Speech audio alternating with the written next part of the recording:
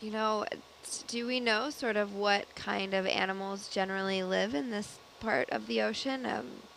If any, we've seen a couple of sea cucumbers, right? And a Dumbo octopus or vampire squid, we're not sure, made a brief appearance, but other than that, it seems to be pretty uninhabited. We might not be seeing many because we're a little bit off the bottom. It's hard to see when we're not really zoomed in, because most of the animals tend not to be too big. But in this area, the previous dives, the most animals we've seen were eel-like fishes, many sea cucumbers, sea urchins. Those are mainly on the sediment. And when it came to the rocky area, we started seeing corals and brittle stars and sea stars, sponges, um, cat sharks occasionally, squids. But it's really hard to say what lives down here right now. And about how we're typically at between 10 and 20 meters above the seafloor, right? Usually when we conduct Herc dives, we're usually closer to the bottom. Gotcha. And Right now yeah. we're at about 13, 14 meters above the seafloor. Anemones, we're seeing right now one, I think. Oh, there it is.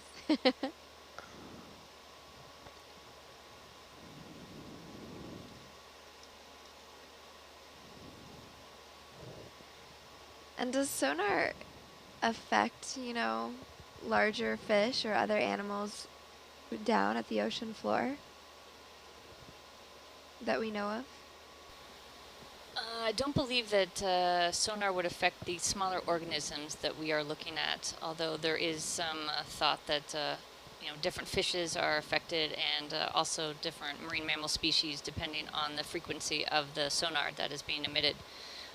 So that is definitely a consideration in the areas that you are working in, to be mindful of the different legislation protecting marine mammals, so that we are not disturbing them, and that they are not having any adverse impacts from the scientific operations that we're conducting.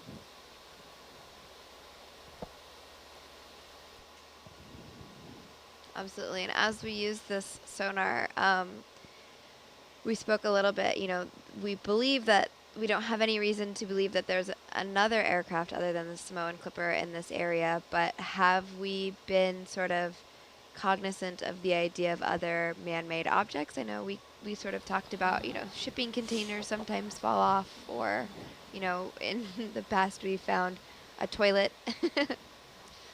Yeah, we do not believe there are any other aircraft that we know of that we might find, but the possibility of a shipwreck is always in your mind, whether that be a more modern one or a more historic one. We are near a port of Pago Pago, which had shipping traffic in and out, so we are always with that possibility that we could find something that nobody else knows about. Even more exciting. Yeah.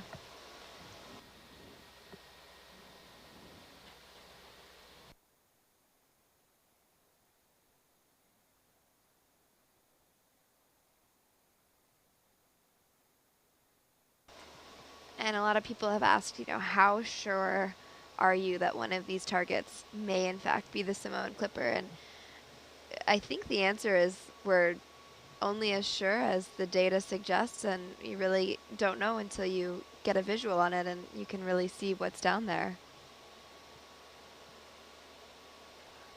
Yeah, and if we were certain, you know, we would already be parked there and would have gone and you know, utilized the camera to verify it.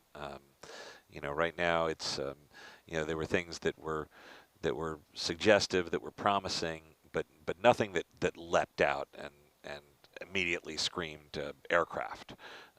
So we just felt it was best to just mark those locations. We can navigate back to them, but better not to interrupt the flow of the survey.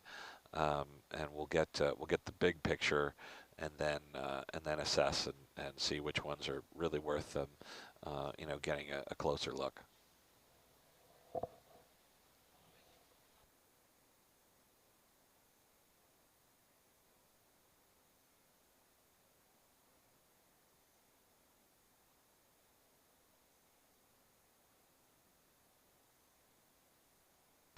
Didi, what frequency is this side scan operating at? Do we know, or do I don't, but It has two frequencies it operates on. The high frequency is 600 kilohertz, and that is the top waterfall view. And it has a lower frequency of 300 kilohertz, and that is the bottom view. And what is the benefit of using both of those different frequencies? They really just provide two ways of looking at the seafloor in a slightly different manner, and some objects will appear differently in the higher versus the lower frequency. So it just provides two different views of the same area that have a slightly different look to them. You can, well, we have some little rocks, but we're passing over some various rocks, and you can see on the high frequency and the low frequency those same features, but they just look slightly different. So it just provides additional variables to help identify features. Interesting. And then when you are doing your analysis, are you looking at these different frequencies side by side, or do you stitch them together? What's sort of the standard procedure there? Yeah, you can go back and forth and look at them depending on which one appears to be better. So that's all the software records everything, and then you can go back and look at different views and determine which is the best.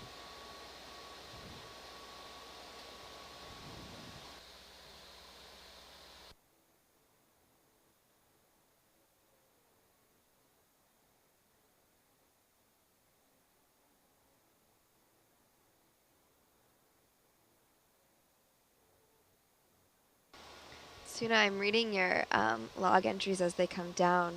You're highlighting both. Oh. No, in a good way. Right. It's helping to sort of really inform it. But you're looking at both the sonar and these biological features, and what sort of background does a data logger have that gives you such a vast wealth of knowledge? I have looked at these screens for a long time. And I almost always had some scientists sitting next to me, so I've learned a lot of them. And I also have a biology background. I have a biology degree and a master's in hydrobiology. And now I'm working on my PhD on fish feeding biology in the Istanbul University. Although my fish knowledge doesn't really apply to deep sea, and the creatures in deep sea, the fauna is very, very different from the shallow water fauna. So what I know about the deep sea is mostly what I've learned during those expeditions on the Nautilus and from the scientists. We've also conducted some side scan surveys during especially in the coast of Turkey, when we were looking for ancient shipwrecks, the coast of the Black Sea in the Aegean. So I have some experience from that time, but that's been a while. So it's a good reminder, having people next to me selecting targets and explaining why they're selecting these targets. Yeah. And you've been here on and off for the last 10 years or so. Is that? Yeah. That's right. Yeah. I feel very old now. No, not at all. I mean, and so did you start as a data logger, or what was sort of your progression here on the Nautilus? Yeah, I started as a data logger intern, and slowly moved up to a science manager. Wow. Oh.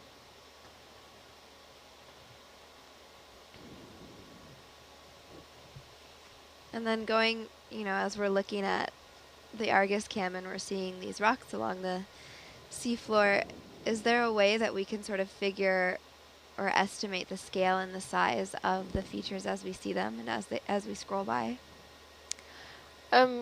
Usually when we have Hercules in the water and we're looking at objects, Hercules has lasers, so we can point on objects in there. We use the lasers as a scale, which is 10 centimeters apart, the two dots, so we can have an idea of how big the object is we're looking at.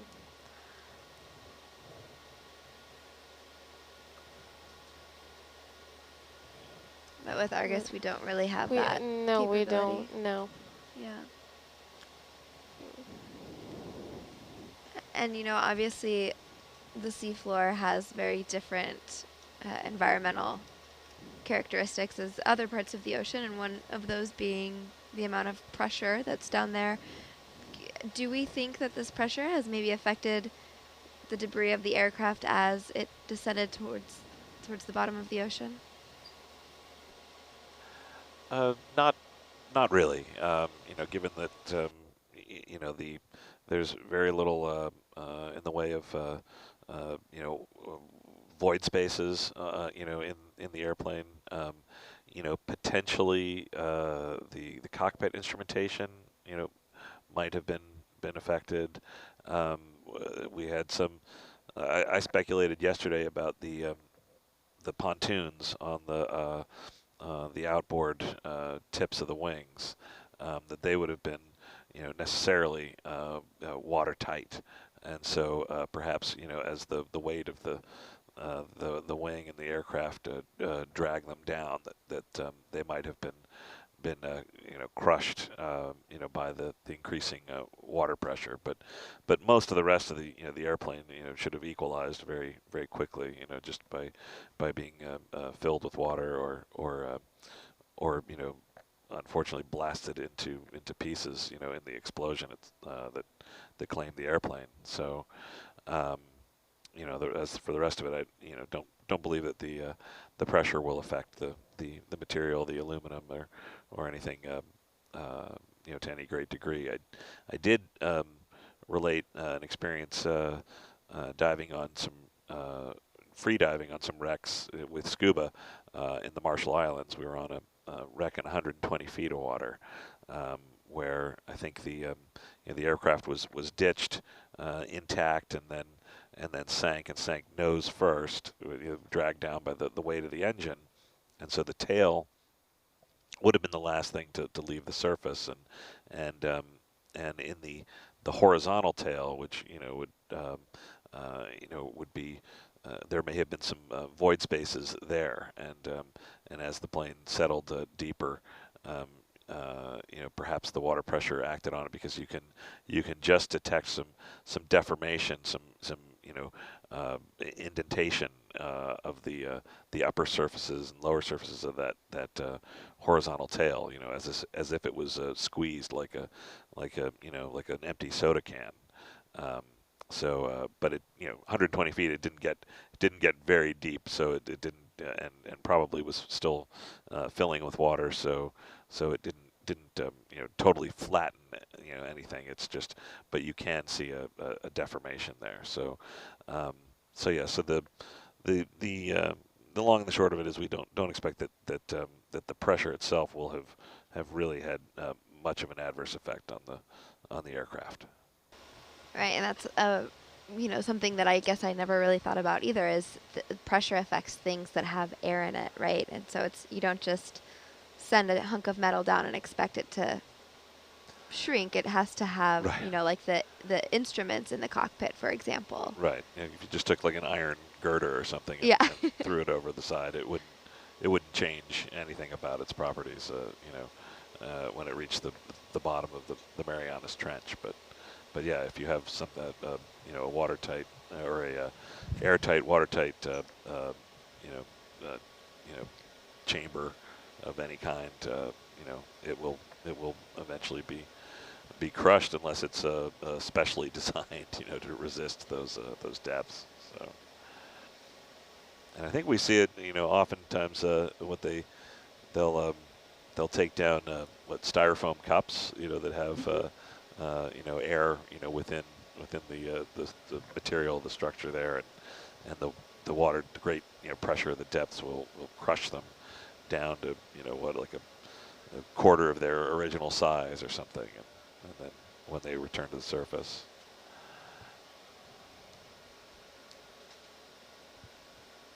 And humans too, we're just filled with gas. Oh yeah, yeah. It wouldn't be pretty to Yeah. see. Yeah.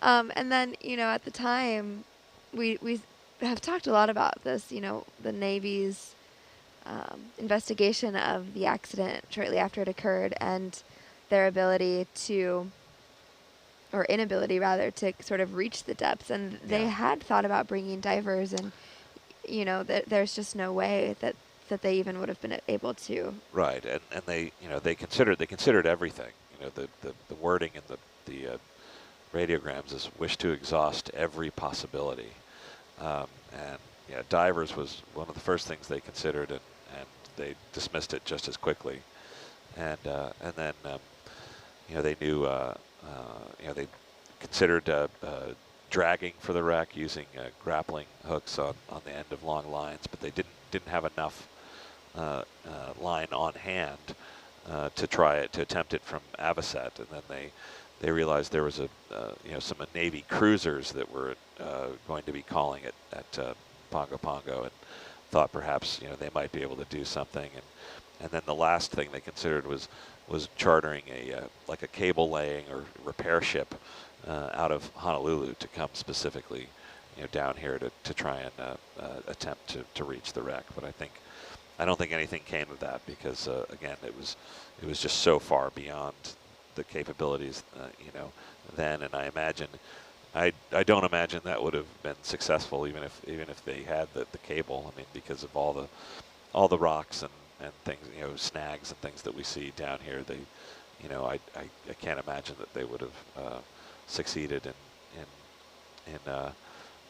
securing the wreck and bringing up any portion of it. So it just had to be left a mystery, and hopefully a mystery that we'll soon have a solution. And then as there's a lot of, ideas out there. As the plane sank, it was super heavy, and, each engine weighed around a half ton. Can we assume that maybe the plane sunk directly down to the ocean floor? Would it have glided off in some direction, just given its shape and resistance? Yeah, there's some, there's a lot of speculation about that. Do airplanes, fly or glide through the water like they do through air? And I think there's some debate about that. But in the case of Samoan Clipper, because it was brought down by a fire and an explosion, it was no longer an intact airplane. So I think that kind of dismisses that possibility, just by the fact that it was no longer the aerodynamic shape that it had as a fully intact airplane. So the wings are said to have still survived the explosion, and they were actually raised up off the top of the fuselage. They were kind of perched on top on this kind of pylon or cabane, and mainly to keep the propellers clear of the water and the engines as clear, as high and clear from the water as they possibly could. But yeah, so that was seen. The eyewitness reported that the wings, were seen floating at the surface before they disappeared from sight. But just the wing itself, I don't think would actually fly without the rest of the airplane and the tail attached. So it would just be a large slab with 2 tons of weight hung on one end, on the leading kind of knife edge of it, so that I would really more imagine that it would just kind of go straight down with the engines pulling it down. And it's easy to think of, trucks and automobiles and airplanes on shore and how quickly they deteriorate or corrode. I grew up in Southeast Alaska, and it's like every car, you can tell who's a local because there's rust all over the car. But we don't really have exposure to those elements down at the bottom of the ocean. I mean, it's safe to assume that the Samoan Clipper is probably very resembling of what it may have been 81 years ago.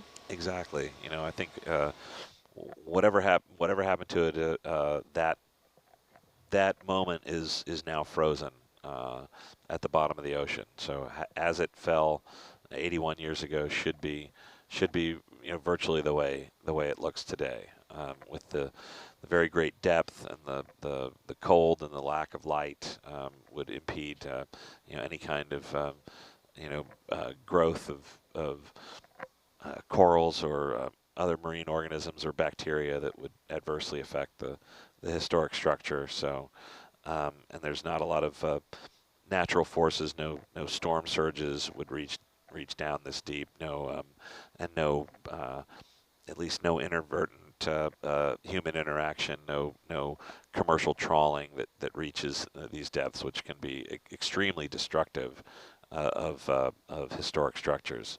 But and we are not detecting much of a current, so not expecting that there's much scouring, associated with this spot. So, yeah, the hope is, and the belief is that the airplane wreckage should resemble very much what it was, in January of 1938.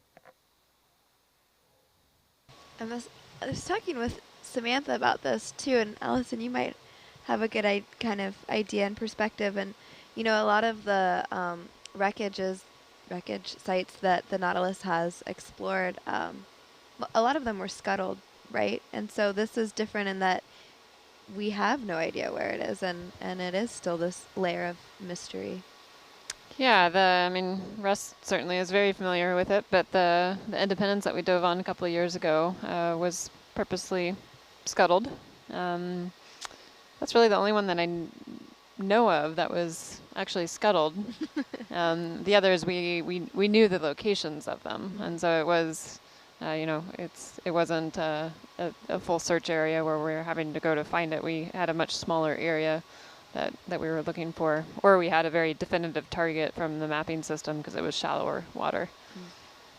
Yeah, even in the instance of Independence, even though that was the first time, cameras had been placed on the ship, there had been a previous, the year before, Boeing had run a test run of their AUV Echo Ranger in cooperation with NOAA, and had imaged the wreck with sonar, and so that you got a very clear top-down view that was very definitely a Independence class carrier, and you could even make out the damage that had been done, the very distinct and characteristic damage that had been done by the atomic bomb testing on the ship. So it was known that the Independence was absolutely in that spot,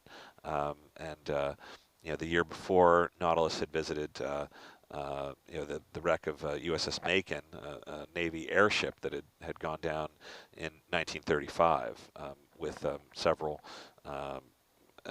F-9C Sparrowhawk fighters on board. But that wreck had been previously discovered. So and I believe when probably the year before when Nautilus was in the Gulf of Mexico, that they did unexpectedly come across a Navy destroyer, but that had been, it turned out, had been a deliberate sinking as well. And so yeah, and then and I think that was at the same trip when they visited is it U-166? Yeah, U-166 is a German U-boat or submarine that has sunk in the Gulf of Mexico. So I believe Nautilus a few years ago did return to that site. Yeah, we did, and there's some highlight footage on the website of it as well.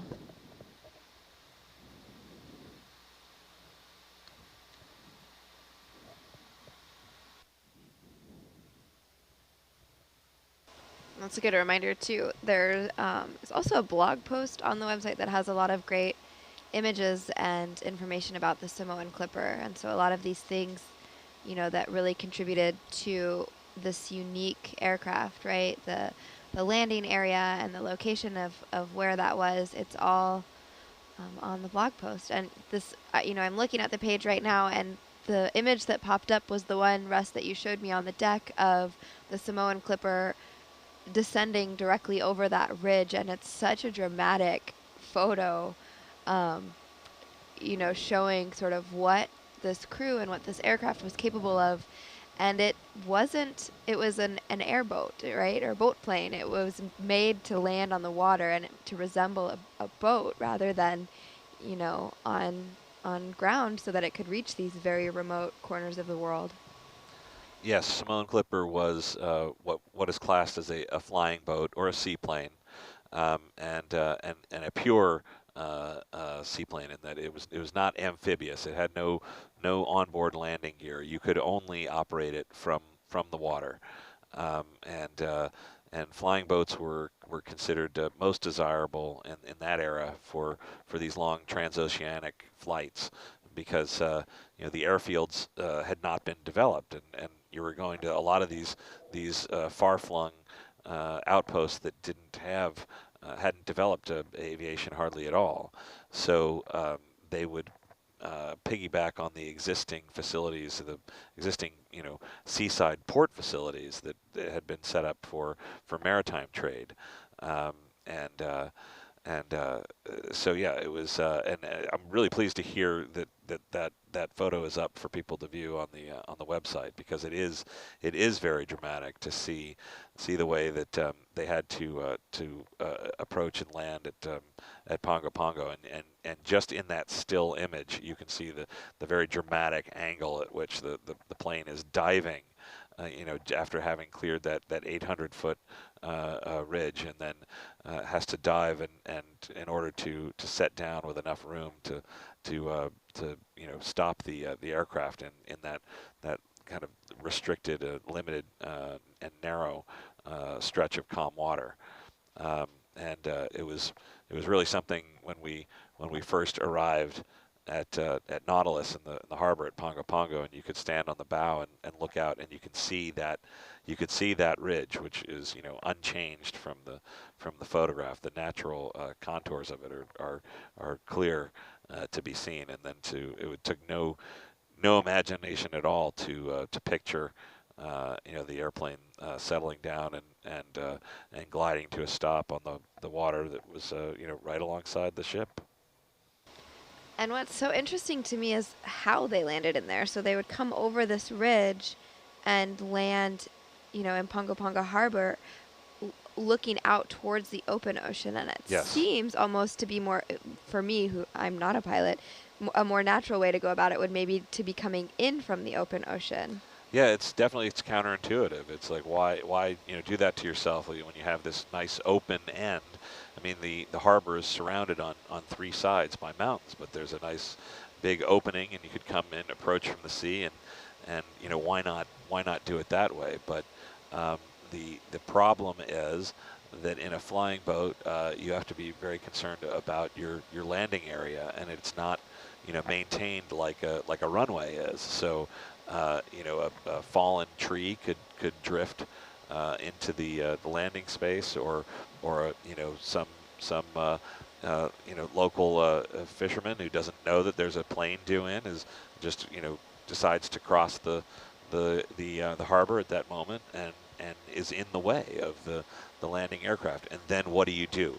If you can't set down as you intended, now you're hemmed in on three sides by these mountains that rise very, very steeply and dramatically, to 800 to 1,700 feet. And so you'd find yourself trapped with nowhere to go. And in the situation that the Samoan Clipper was in on that morning, so loaded down with fuel and now down, to 3 engines from 4, in this airplane that's underpowered and overburdened. That would have been a recipe for disaster as well. So, Music really had no choice other than to come make the approach that he did. And when they had done this before, every time they had landed, and he landed there 5 times before, but it was always at the end of a long flight when the airplane was very light and had and had the full use of all of its engines. So the situation he was facing there now again with the airplane underpowered and overweight, he had no choice really but to try and lose some of that excess fuel by dumping it overboard. And unfortunately, it's that process where somehow the fuel vapors were ignited and the plane caught fire and exploded. Right, and so this day, it was so different in terms of landing in Ponga Ponga Harbor. The Samoan Clipper was ready to rock for a pretty long flight, and then what happened?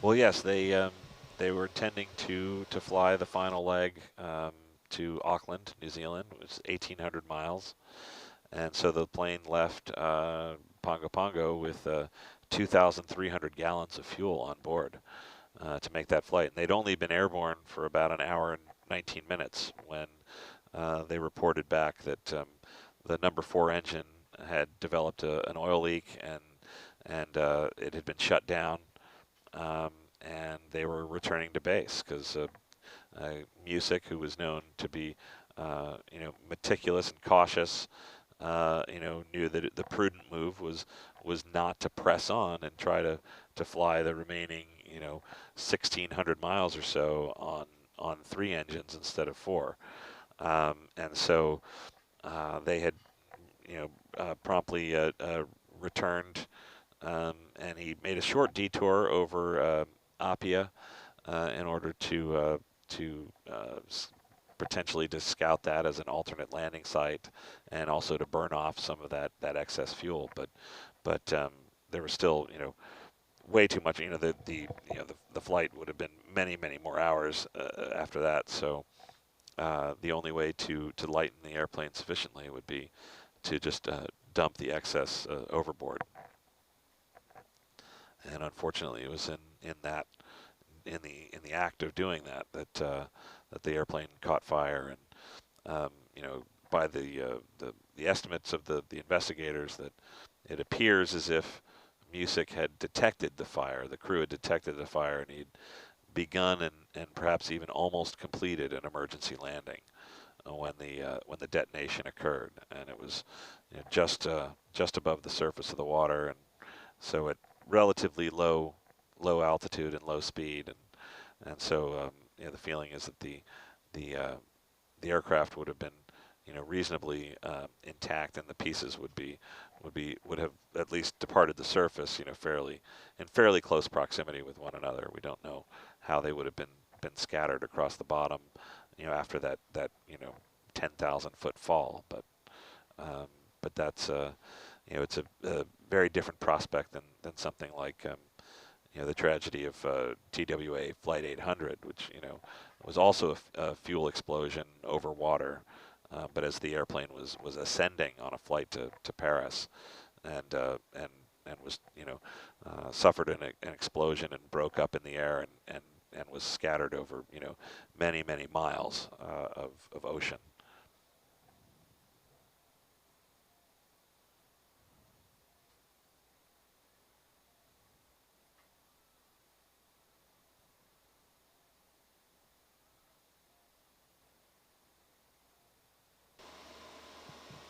And looking in Argus Cam, we're seeing more rocks.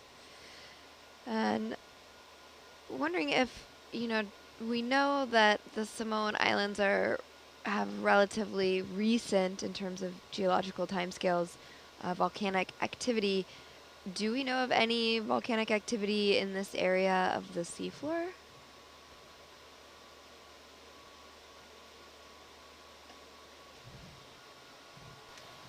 There's definitely evidence of volcanic activity here. So the small little volcanic cones that we have, that we're pretty much seeing on the turns, look like geologically recent eruptions.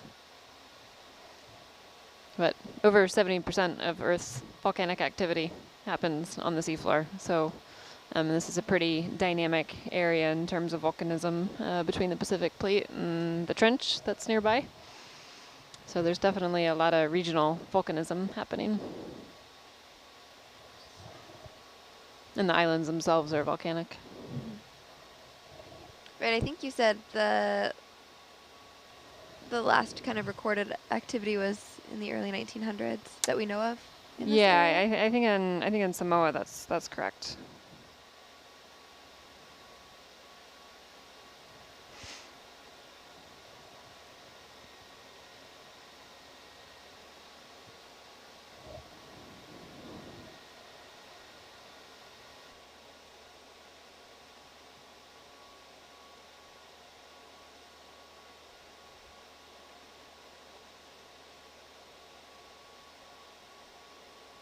And last I heard, we were on line 5. Is that still what we're working with, Dee Dee?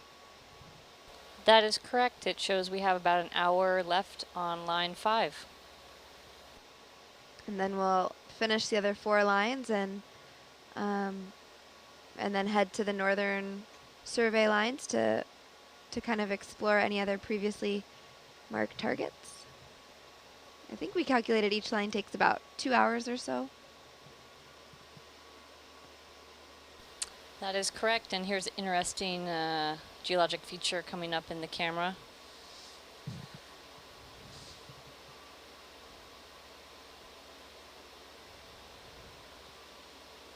So what are we looking at? Is that still that same sort of rock, or? Almost looks like an area that's slumped down. Yeah, I'd agree with that. You can see the pieces that have broken off downslope a little bit. And what would cause that? It's probably just like compacted sediment or carbonate or something, and so you get some local movement, or it's just been weathered.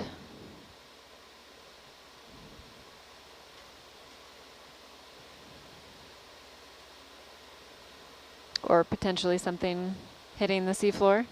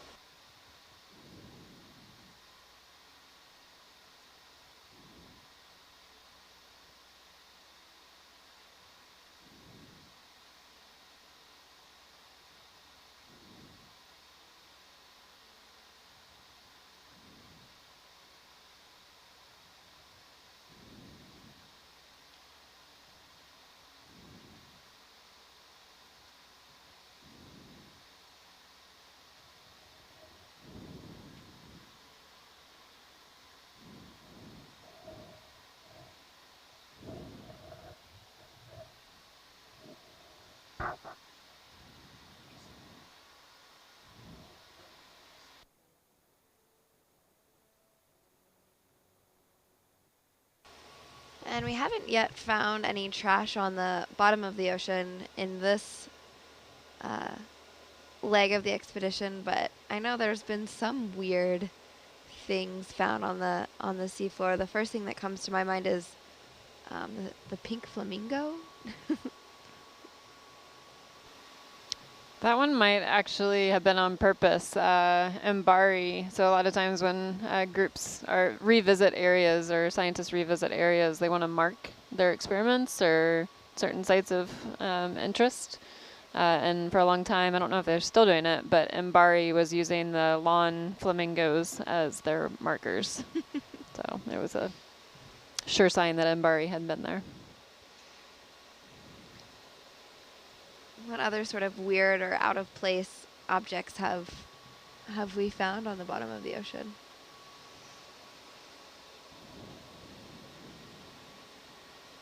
Well, I was diving with the Hawaii Undersea Research Laboratory about 5 years ago, and we found a couch and a pile of beer cans.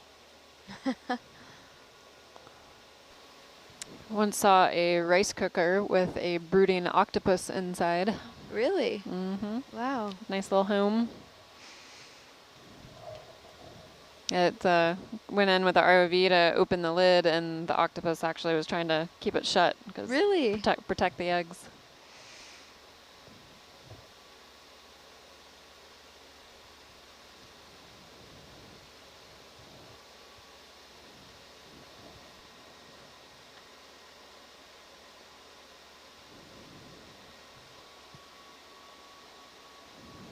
And Trevor, I think you said earlier we're about 700, Argus is about 700 meters behind the ship, right? This is a Miles question. Oh, Miles. We're currently only about 500 meters back. 500 meters.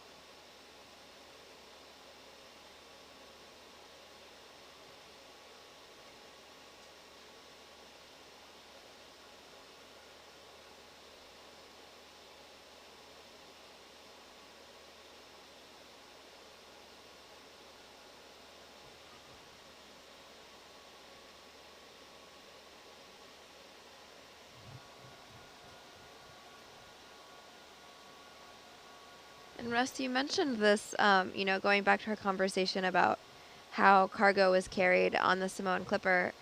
You mentioned some film that was in there. I mean, would it be possible to, in theory, be able to see what that film was? Like, might it be preserved? I don't know. That might be a Megan question about how the, you know, for our materials conservation expert to know how, you know, what I imagine was silver nitrate film. This was, you know, had already been printed and processed, so it's not unexposed film. So I'm not sure if there's any instances of you know, movie film having been recovered and you know, and studied or preserved. Yeah, I'm unaware of recovering of any film. I guess if it was in a sealed container, but the chances of that remaining intact, I assume it would be incredibly brittle. Right. I mean, it would be in you know, metal cans. You know, would be how it'd be shipped, but yeah, just the and probably, you know, silver nitrate film stock, which you know, is usually, you know, is very, you know, difficult to store. It can be quite volatile. There's you know, so I don't know how seawater would affect you know, that preservation process, or, you know, either you know, inhibit or you know, accelerate deterioration. I'm just not really qualified to answer that one fully, but it's a good question. I wonder, maybe when Megan's back on watch, we can ask her to speculate about that.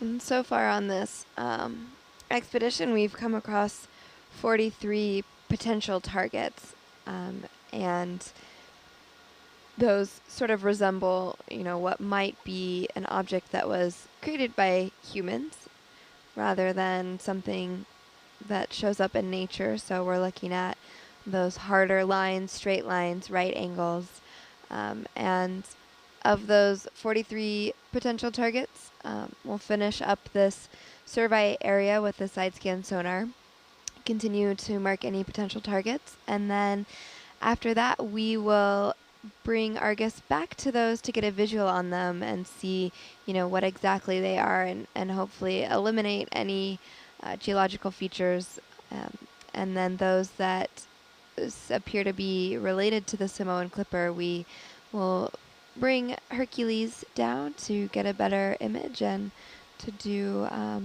deeper investigation.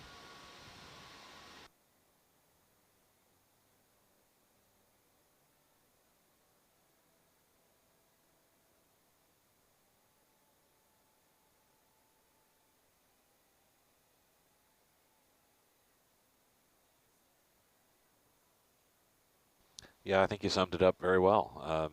The idea is we're on track line 5 of our original search plan, and we'll continue down.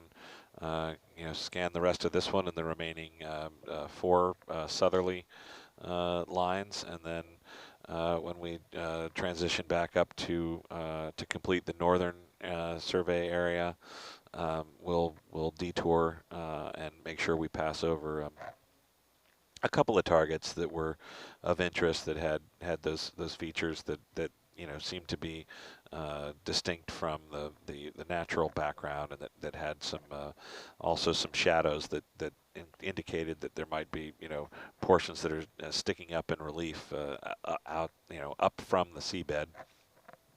And I think these two were particularly interesting as well because of their proximity to one another. So since we're looking for what we presume is a debris field, the fact that there's two that are near one another would potentially be an indication of that concentration. So and plus being in close proximity, we can pass over the two of them with a minimum of effort and detour, from our route. So, depending on what we see on the downward-looking camera, we'll either continue on and complete our northern search area, or we'll stay and investigate further. So.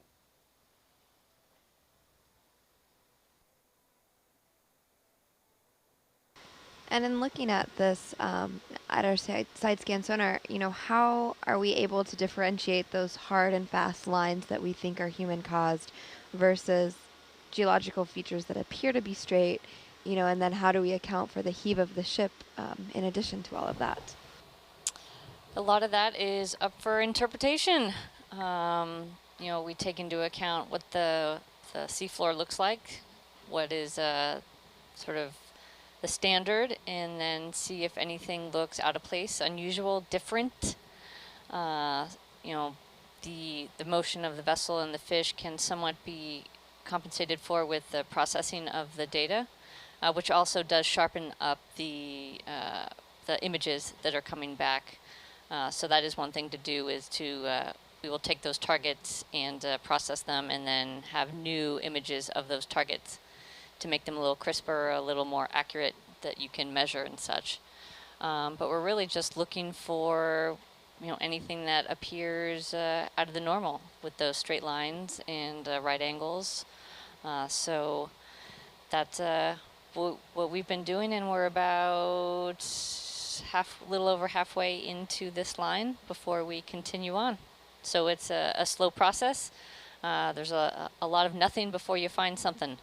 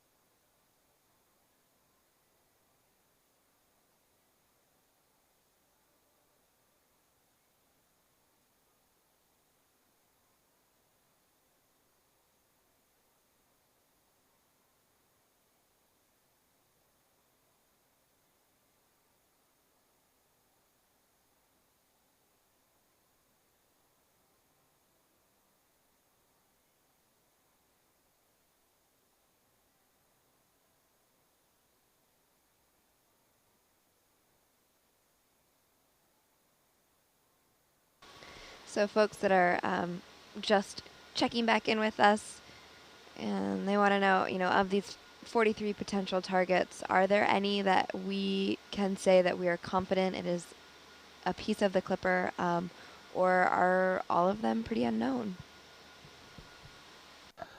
Yeah, I'd say there's none of them that we are confident are a piece of the Clipper. I mean, if we were, we would have stopped and investigated immediately. So, but they are things that are interesting enough, and we didn't want to lose the opportunity. We marked those locations and want to study them further. We're processing the data to try and clean up the image a little bit and interpret them more accurately, and it's just part of the ongoing process. They have these things are unusual enough. They're different enough from the what we're seeing as kind of typical terrain here. So they stood out enough that they warranted further attention, and had, in each case, had certain features that suggest that they may not be natural formations. They may be not a rock, as we were saying, and so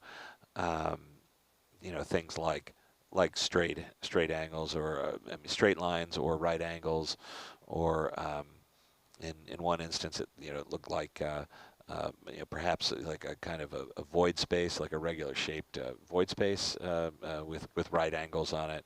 Another instance, it was shadows of portions of an object that seemed to be sticking up out of the seabed, which is fairly unusual, like something long and narrow that's sticking straight up, which seems unusual. So definitely warranted further study or consideration, but nothing that jumped out and said, like, that's an airplane wing, or that's a propeller, or a pontoon, or anything like that. So we'll keep looking, and it just seemed like the better course right now is not to interrupt the flow of the survey, to just continue on with these lines and get the big picture, and then we will take advantage of the transition, the movement to the northern area to investigate two of these targets that are interesting and in close proximity to one another, and get some ground truth on those, and just complete the survey, and then assess at that point. Do we go back and look at more of these targets, or do we widen the search area? And that's something we'll be working on as we continue. As we're looking at this sonar map, what does each color sort of indicate? Do we have, yellow means one thing, the black areas mean another, and then this orange, that brownish color, sort of indicates something else? So the darker orange color is the muddy bottom. That's a pretty constant signal coming back. The yellow is where it is reflected off of an object. And the black is a shadow, where there is no data because the signal has stopped and not penetrated past. So that's an indicator of something that was sticking up. And then we're looking at two different data sets, right? So we have this top bar and then the bottom bar. Are we looking at the same image, or how do they differ from each other? I will answer that after. We're going to mark a target. Okay. On the starboard side. It was 70 meters out on the starboard side. There's a nice little grouping of objects, some straight lines in between.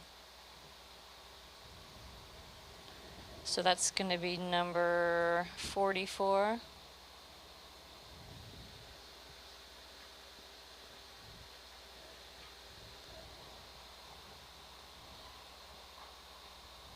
Sorry to interrupt. Yeah, we're just seeing some things on the right side of the screen that seem to be joined by parallel lines, straight lines. So just marking those and for further analysis as well.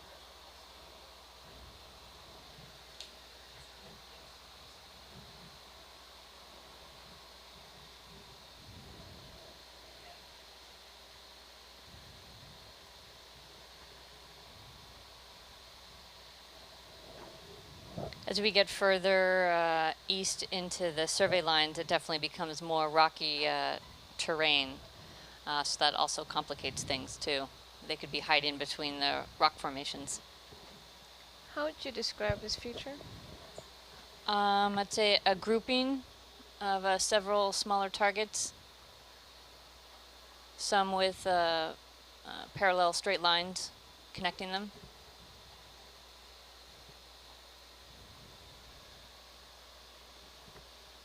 Just as we're getting into the rocks. Right, yeah.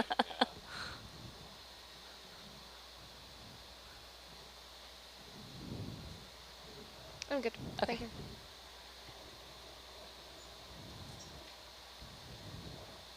Yeah, I was looking at that too as we went by. It's like, who wants to pull the trigger? Right. Okay. Yeah.